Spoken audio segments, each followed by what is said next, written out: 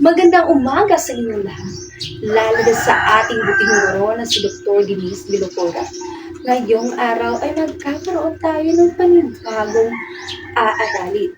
Pero bago ang lahat, ginawalahan na ano bang pangunahan mo ang ating panalangin? Amen. Huwag mo nang maupo lahat din magkakaroon tayo ng pampasigla. Ayan. Nasiglahan ba at nasayahan ang lahat? Napakagaling naman kung gano'n. Pero bago kayo maupo, ay pakiulot muna ng mga basura na nasa inyong mga paligid at pakiayos na rin ng inyong mga upuan sa bawat hanay. Tapos na ba? Ngayon, pwede na kayong maupo.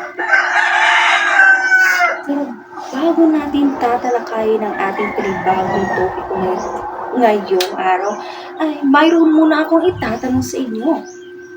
Sino-sino pa sa inyo ang nakakaalala kung ano nga ba ang topiko na ating itinalakay noong nakaraan nating pagkikita? Sige nga, binibining lapis. Napakatumpak ng iyong sagot. Ito ay patungkol sa pandiwa. Napakagaling. At ngayon ay magkakaroon na naman tayo ng panibagong topiko. Kaya kung makikita mo dito sa harapan, mayroong napakalaking libro na may iba't ibang kwento. Nagsisimbolo ng kwento. Sa tingin ninyo, ano nga ba ang topiko na ating tatalakayin ngayong umaga? Sige nga, magaling. Ito ay patungkol sa bago natin tatalakayin ang lahat-lahat, ay huwag muna natin kalimutan ang ating mga alituntunin sa ating klase. Naintindihan lang ba? Napakagaling. Binibining sekretarya, maaari mo bang ilista o itala ang mga lumiban sa araw nito? Ito ay patungkol sa maikling kwento. Ito ay nakabase sa importansya ng isang kwento o maikling kwento. Sige nga, Digol. Napakagaling. Ito ay patungkol sa kalagahan ng maikling kwento. Ayun. Pagkibasa natin na sabay-sabay kung ano ang ating paksa. Napakagaling. Ito ay patungkol sa kahalagahan ng maikling kwento. At narito ang ating mga layunin sa pagtatapos ng talakayan. Ang mga mag-aaral ay naintindihan ng ba ang mga layunin? Mabuti naman kung gano'n. Ngayon ay atin ang buksan ng ating mahirap na ito.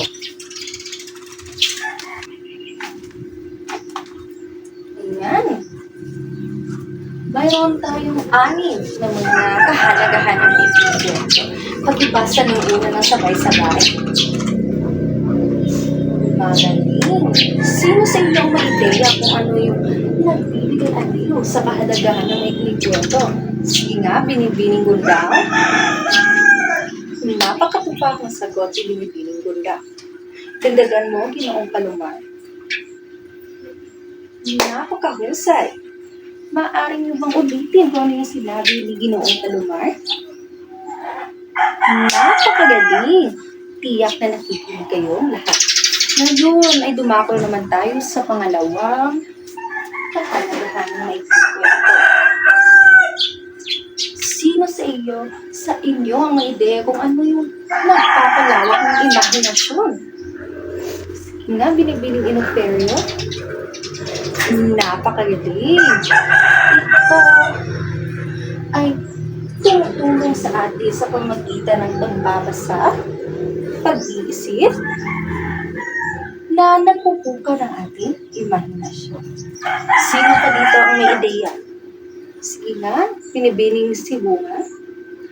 Napakagaling ng sinabi ni binibining si Bunga.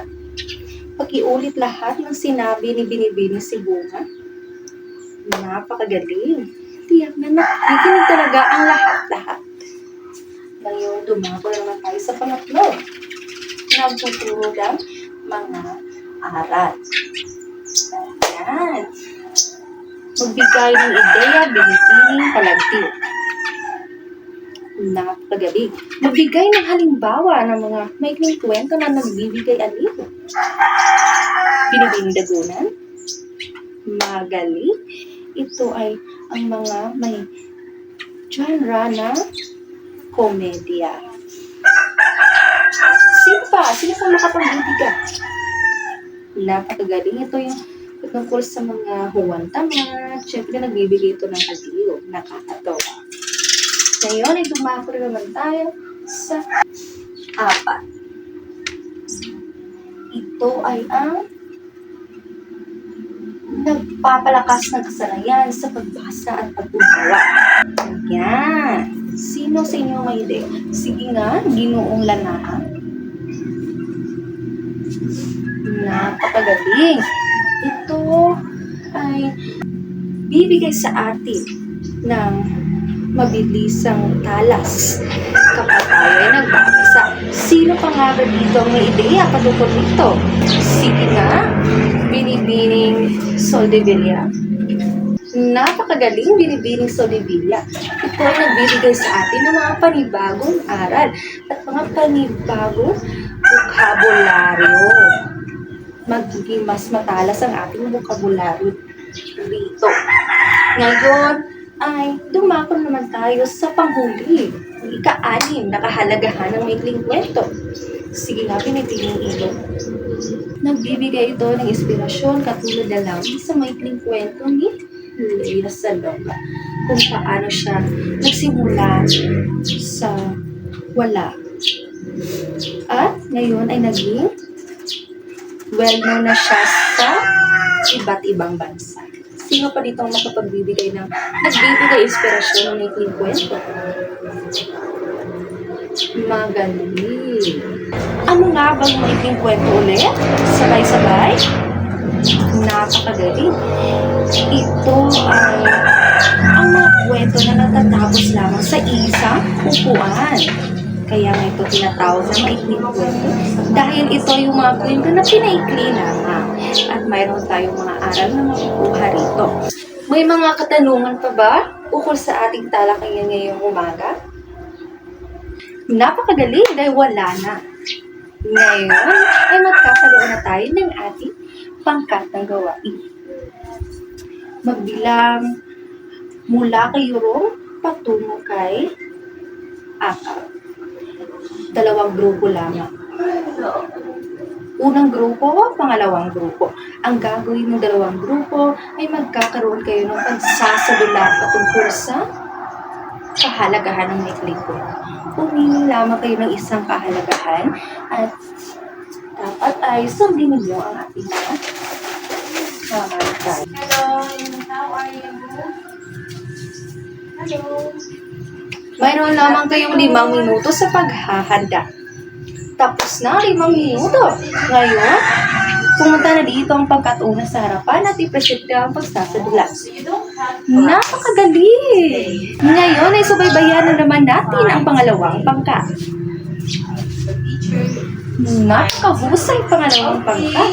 Ang 2 grupo ay napakagaling. Gusto niyo bang alamin ang inyong mga nakuhang puntos?